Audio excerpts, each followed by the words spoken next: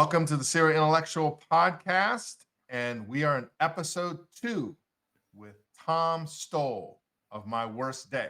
Now, many of you know we're doing these podcasts because as a culture, we're really good at celebrating wins and successes and all those things, but we're not so good at living in the reality of what do we do on our worst days? Where can we find help? Where can we find inspiration and hope? And where can we go to be reminded that we're not alone? That's what this podcast is all about. It's about interviewing real people who've gone through real stuff and are really getting through it in a real way. And my hope, as always, is that you be encouraged. So I want to introduce you to Tom Stolle. So Tom, tell us a little bit about yourself, like where you were born, where you grew up. Well, thanks for having me on today. I was actually born in Washington, D.C., and I grew up in a town called Landover Hills, Maryland. Landover Hills, Maryland, just a few miles outside of Washington, D.C. in Prince George's County. Lived there for a long time. Moved to Bowie, Maryland when I was in college at the University of Maryland. And now I'm out on the Eastern Shore in Delaware near Rehoboth Beach. So we say to everyone who's on the Worst Day podcast, what's a fun fact about you that nobody else would really know? Maybe someone doesn't really know. What's a fun fact about you? So I would say during COVID, it was an opportunity the world had changed. A lot of things were shut down, and it was an opportunity to self-reflect, and a lot of us were in our homes a lot more. And I thought to myself, I could use this time to better myself, or I could use this time to just eat more. And so I got an exercise bike and didn't know where it would go, but just started riding it. And now I ride it every day. Most days I ride it really hard. And in the last 3 years, I've done the equivalent of over 18,000 miles. Wow. So it's a really, really life-changing. It's changed my body. It's changed my mind. It's changed the way that I think about a lot of things. And so I would say I don't know how much of a fun fact that is, but I think it describes a little bit about my journey.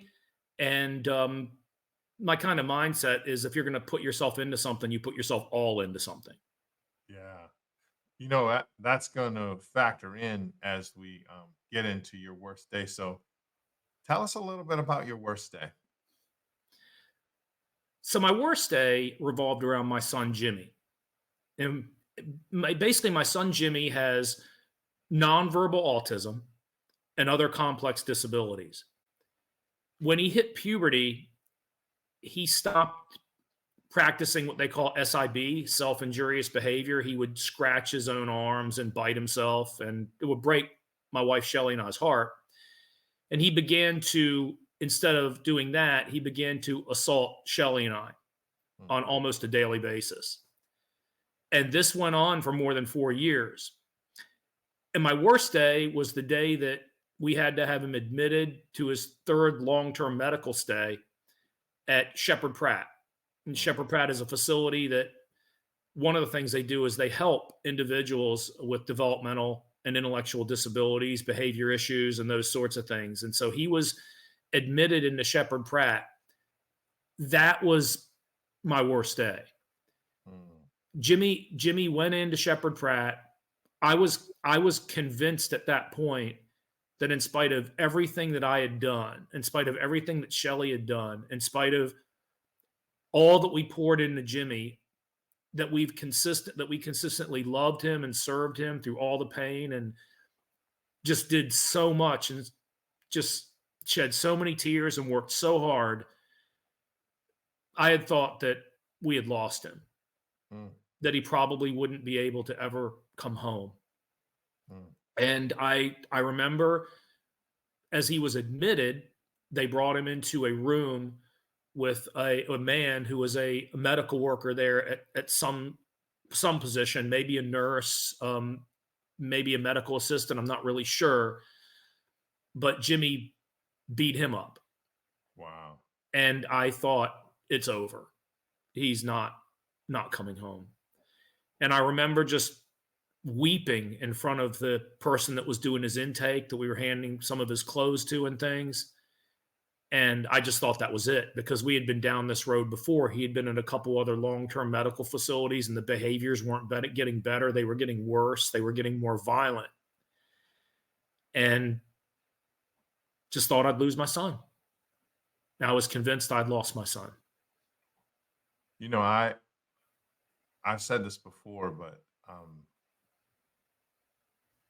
it's actually a privilege to actually be around a person when they're going through something tough. And I had the privilege to be around you when you were going through this. Um, because you watch someone like you and your wife who love your son so much going through all this stuff. And wow, it just from the outside, it was literally the word unbelievable was right to see that all you're going through. Um, can you identify a emotion or a thought? I mean, you talked about it seems like I'm going to lose him. I'm going to lose him. Was there one emotion, one thought that seemed to dominate that whole period of time during that worst day? During that worst day, Yeah. um, I felt like a failure. Mm, I'd felt I failed.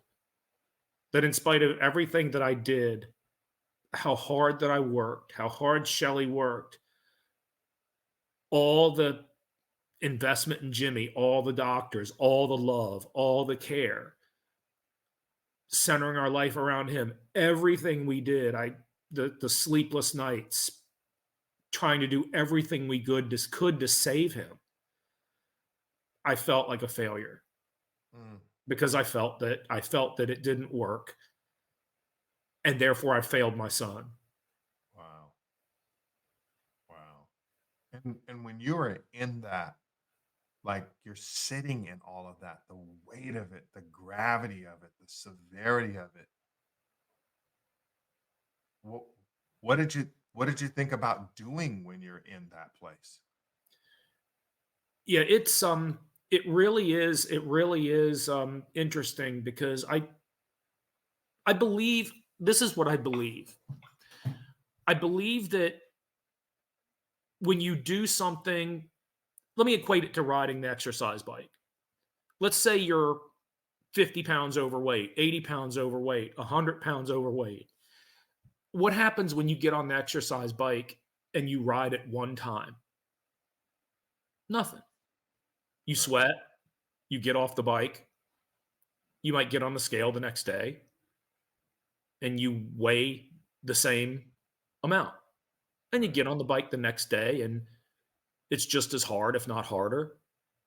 And you get off the bike and you weigh the same amount. But if you're consistent and you do it day after day after day after day, you lose weight, you your times are better, your heart rate goes down, you have more energy, all of those things.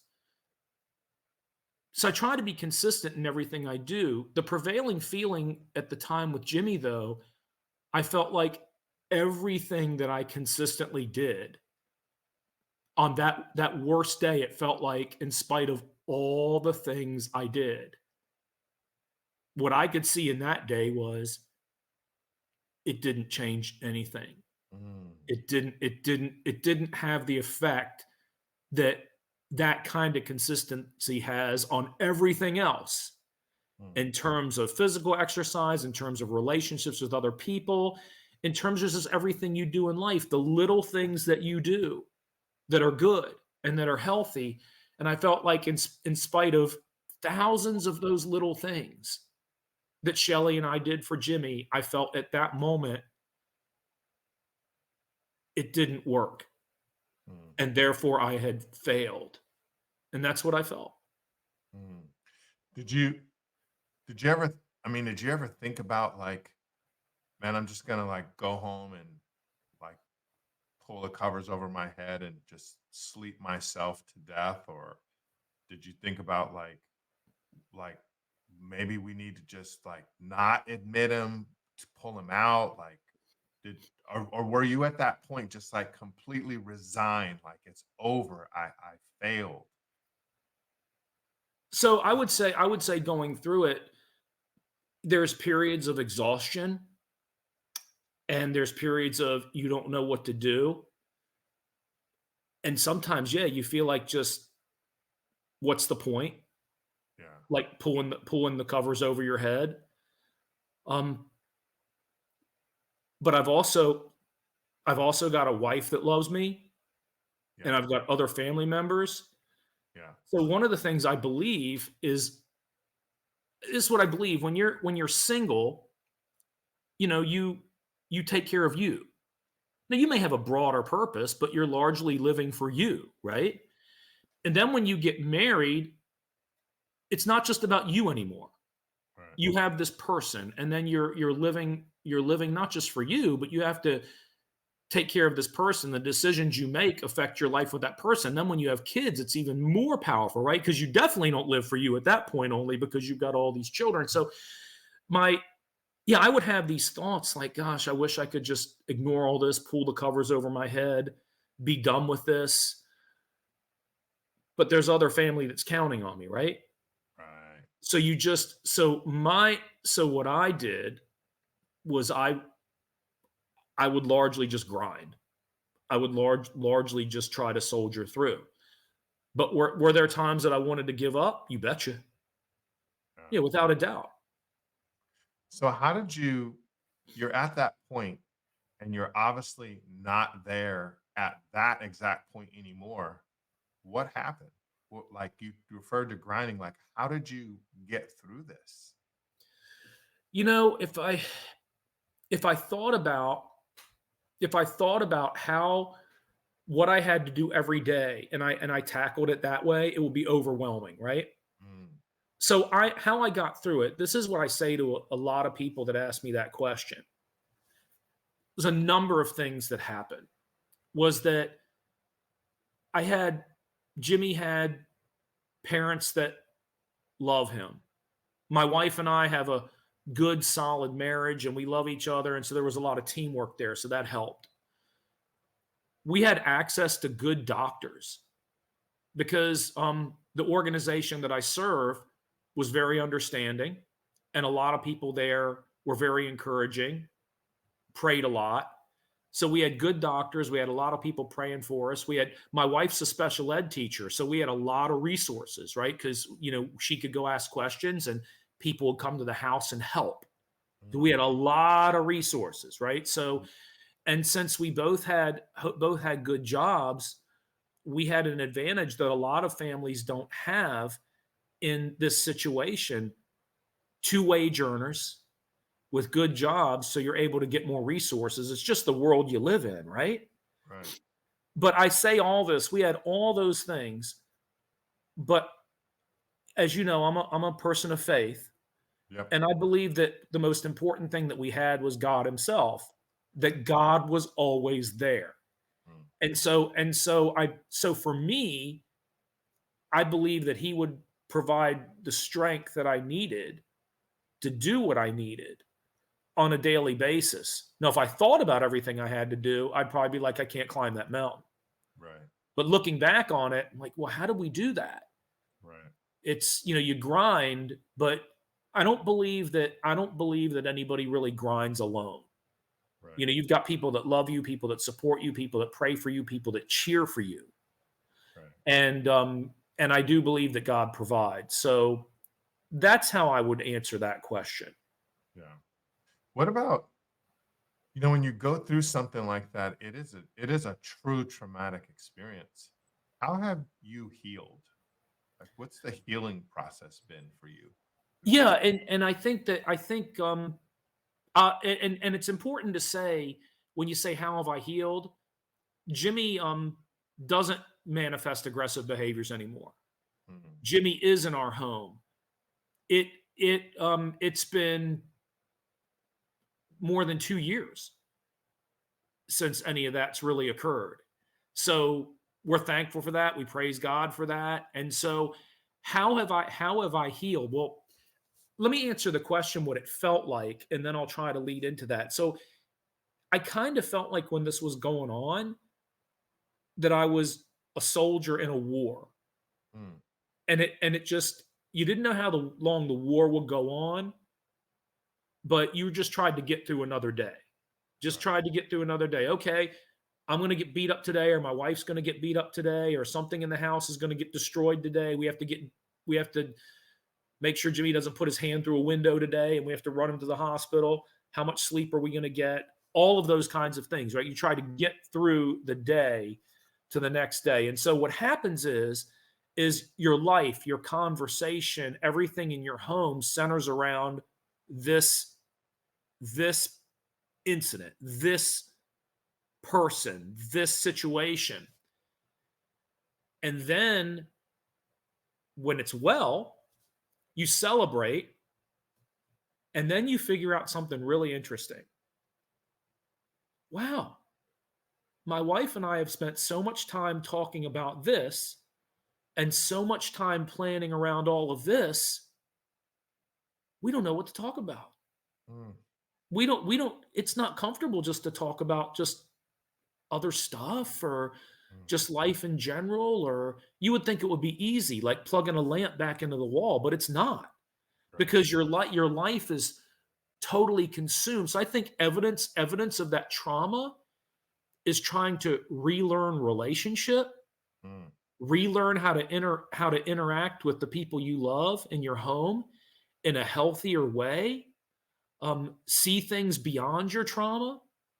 And there are still things that we do that are tied to the trauma. So right. for instance, when this started happening with Jimmy, we would keep a log sheet, not only of his medicines, but other things, his behaviors. So we would keep a log sheet every day so we could kind of determine, well, what may be happening or whatnot. To this day, we still keep the log sheet. Wow. And it's just because that's what we do, because we're concerned, well, what if things slide back? So we still keep the log sheet. My wife Shelly, um, when I would get beaten by my son, and you accept the fact, okay, you're whether you want to really say this or not, I became a domestic violence victim. That's what I became.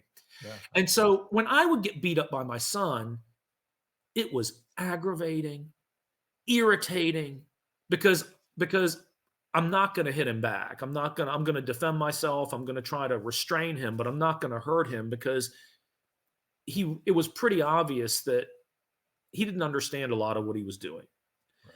So, but for me, it was aggravating. It was irritating. It was frustrating when things would get hurt. When things would get broken, things would have to be fixed. So for me, it was just really that. And also upsetting, because I would think, well, what's Jimmy's future? If he's going to do this, he's going to end up in an institution. He's Right. not going to end up in a group home when we die. But for Shelly, it was different. For Shelly, it was all those things, but it was terrifying. Yeah. Because for me, eh, he could hurt me, scar me. Okay.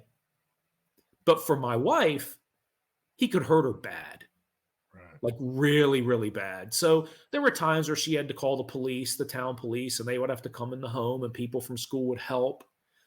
Um, and I'm thankful, because those people were wonderful to us, and really understood and helped us.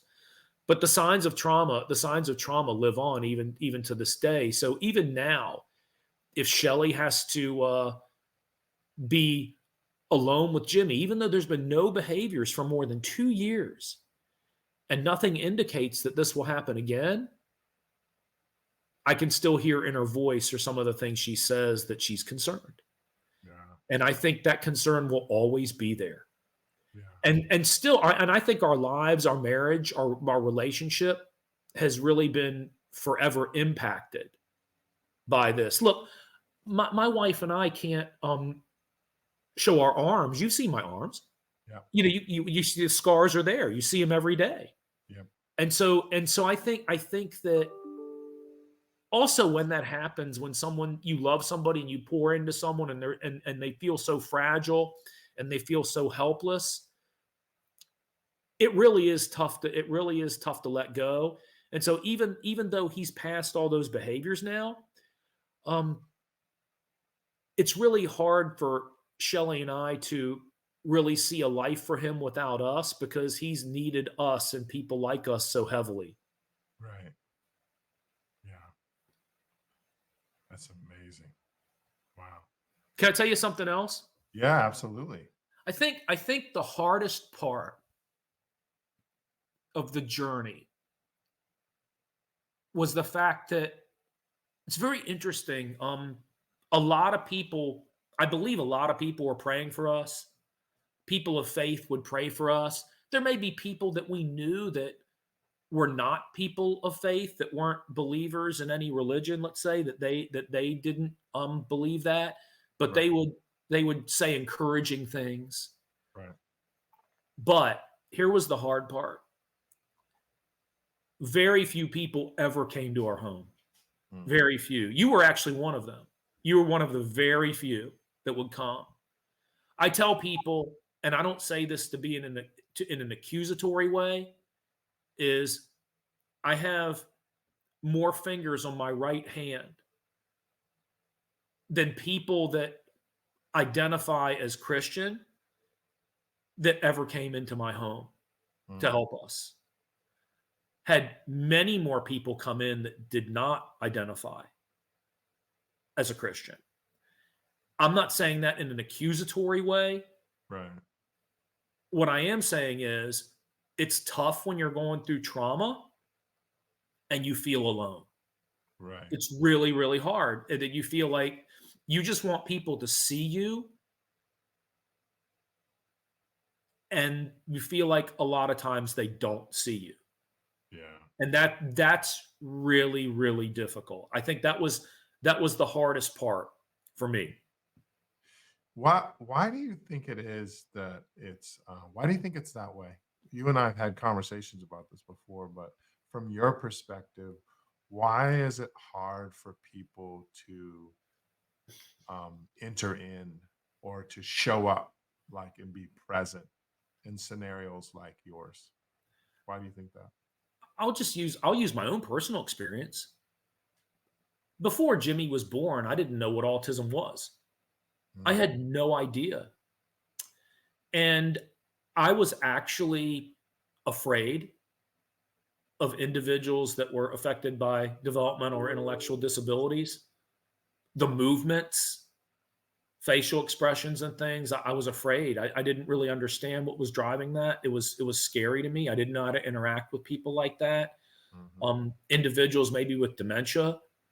I didn't really know how to interact with folks like that. And so I'm ashamed to say this, but I would just try to avoid them Mhm. because I didn't know how to process it. I didn't know what to say. I didn't know what to do. I it wasn't even an instance of not knowing how to help. It was not understanding. It was so different. It felt so different. Yeah. And then when this disability invaded our life through my son, and I began to learn what it was, I saw all that differently. And so none of that scared me anymore. And the Mm. light bulb went off and I got it. And I understood, well, people that maybe are going through dementia or maybe people that have intellectual or developmental disabilities and they do things that people think are strange, or they have strange hand movements or strange facial features or tics or make sounds or grunt or whatever.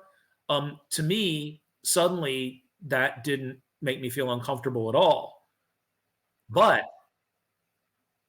But I feel like a lot of the people that I know maybe kind of feel like how I was, right? And so Yeah. I don't judge them because I used to see the world that way. And the only reason I don't see it that way now is because of my personal experience. It was thrown into my family Right. and I was forced to live it and deal with it. And I love my son. And so I learned a lot. So I don't hold that against anybody. I think it's awkward. you may not know how to act or how to respond or what to do. And I don't think that most people are bad in that way. I just think they don't know what to do, and it's awkward. What what you and I have had this conversation. Tell me what you think about this. I feel like because I was one of those people as well until I met you, right? And I met Jimmy and I met Shelly, and I felt awkward and weird and uncomfortable and insecure and full of anxiety. And then I just said, I told you all those things. Yep. And you were like, yeah, I felt the same way. And I was like, what? And you're like, yeah, before Jimmy, I felt the same way. I was like, wait a second. It's like, so when I was in the grocery store and I saw someone with a disability and I felt like maybe I didn't even want to be in the aisle. I know it sounds so bad, but, and you were like, yeah, that's how we feel. And then I was like, wait, that's what you experience when you're in the grocery store with Jimmy? You're like, yes. And I was like, oh my gosh. It's like, well, how do we overcome this? It's like, well, you just take a step towards it. It's like at some point in life, we have to stop running from the things that make us uncomfortable and walk towards them. And what I found with you is that when I just came to you and said, I don't know how to have a relationship with a family with a child who has a disability, you were like, it's no big deal. Here, watch this. You know what I mean? Mhm. It's like there's an invitation there. Um, and I think for people who are uncomfortable, the invitation is to just step into that. You don't have to know it all. You don't have to be a trained professional, right? I mean, That's right. you guys just wanted someone, and thankfully, some people did show up in your life, but Yep. you wanted people to just show up. That's it. They didn't have to be specialists or trained or have a PhD in developmental disabilities. That's right. They just needed to show up and say, we see you, we hear you, we believe you, and we affirm you, and we're here for you. And we don't know what to do. And we're going to be a little insecure, but we don't care. We just want to be here. Yeah, that's right. Shelly and I know what to do. Yeah. Sometimes might need some help, but we didn't expect anybody that would come that we knew would solve our problems Yeah. or would, suddenly alter how Jimmy was. Yeah. Yeah. But we just wanted people to see us. Because so much of our life, in our life, we felt alone. And I Yeah. don't believe that we're really designed to be alone. I agree. And And so our worst days isolate us that's right. in That's right. internally and externally. They do. Yeah. They do. And that feeling of being alone is very painful. Isn't it interesting? Isn't it interesting that you can go to work and you can interact with a lot of people and you can go to meetings and conferences and interact with a lot of people and go to events and interact with a lot of people and still feel like you're totally alone? 100%. Yeah, it's crazy. And that's one of the reasons why we're doing these podcasts, because on your worst day, you feel alone. The days that come after your worst day, you can feel alone. And we don't want people to feel alone. We want them to know that you're part of a larger community that are going through these things. So, Tom, what's one thing you learned about yourself through all this? Here's one of the things I learned about myself was I'm far more capable than I realize. And I don't think that's because I'm special. I just think as human beings, we're far more capable than we realize. And it isn't because I did something that society would consider to be great. I mean, I love my son. There's millions of dads that love their sons and daughters, as they should. Um, but what I learned through all this was that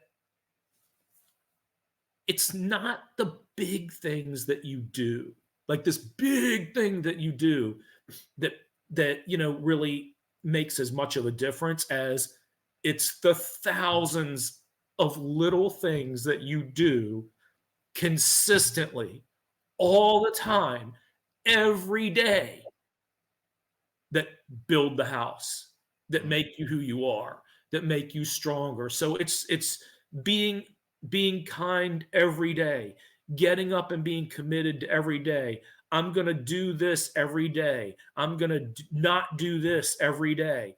This is what I'm going to do. And these little things, I don't believe that I have to learn brain surgery or split the atom to change the world. mm, There are people that already know how to do things like that. What I need to do is just to be the best I can be mm, every day. mm, So you hear organizational leaders say this sometimes, and I say this in my organization too. We don't have to be the biggest organization in the world.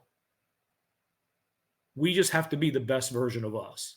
mm, So for me, I say, I don't have to be anything but the best version of me. mm. And how can I do that? What I learned through all of this was, remember when I said I felt that I failed? Remember when I Right, said that I felt I failed? right. I learned afterwards I didn't. Mm, I actually succeeded.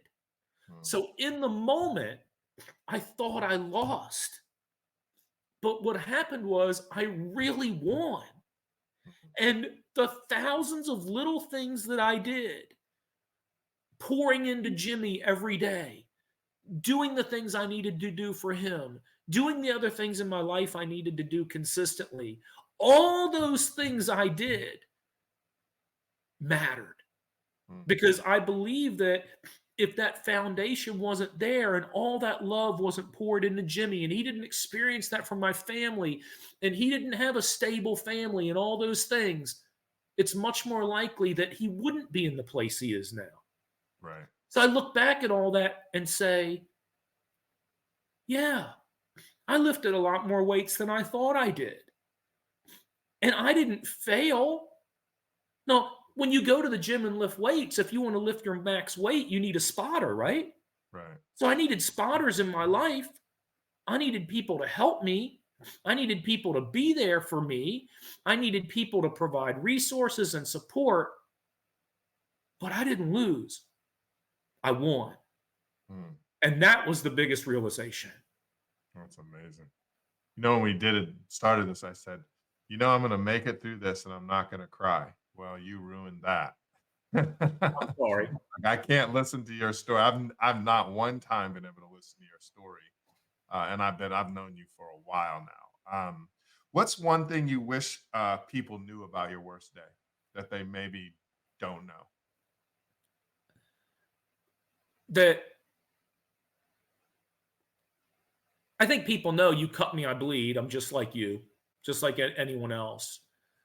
But what I would want them to know that maybe they don't know was that even in that moment where I felt I failed, even where I felt I failed, I look back now and I still didn't give up.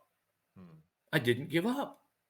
Um, I kept grinding. I kept fighting, and I don't think that was because I'm a great person. I think it's because I was doing it for years. I was just used to doing it. And I would say this: you can make it. I would say to an individual that's experienced their worst day, you can make it. mm, No, not everybody has the same weights to lift, mhm, but they're their weights. So people might say to me, Tom, I wouldn't want any part of what you've gone through. That sounds so hard. And I look at many people's lives I know, and I say, with all due respect, I don't want anything to do with the hard stuff you're going through either, because I don't understand it and I wouldn't know how to lift those weights. But you know what? There are weights, whatever they are. And I think I would want people to know, maybe about me, is that even though I thought I couldn't do it, I came through it. mm, And so, but it wasn't just me. It was people that loved me and supported me, people like you, people like Shelly. You see, I believe, just like I said, You know how I said you go through life and you do the thousands of little things over and over again? Right. Well, I think when you're impacted by people that care about you, they help build that too. They're doing little things for you, Right. and it helps build you. Yeah. Um, Try to shut out the negativity and focus on the things that build you up. That's amazing. We do this podcast because we live in a real world where people like you, Tom, you're not the exception. You may not be the rule, but you're not the exception. And there's so many people who are going through hard times. There's people who have had a worse day. There's people who are having a worse day right now. And there's people who are going to have one of their worst days. And we do these things to remind them you're not alone. And as you said, Tom, you can make it. You're going to learn things about yourself, you're going to learn things about others, and eventually you will make it through what you're going through. We do these things so that people will have hope and they'll have inspiration and they'll learn things and they'll be better equipped to navigate through their worst days. Um, Once again, Tom, thanks so much for coming on and sharing this. And it's our hope that it plants some seeds that bring about some growth because we believe above all things that God is good and he's for you. Grace and peace.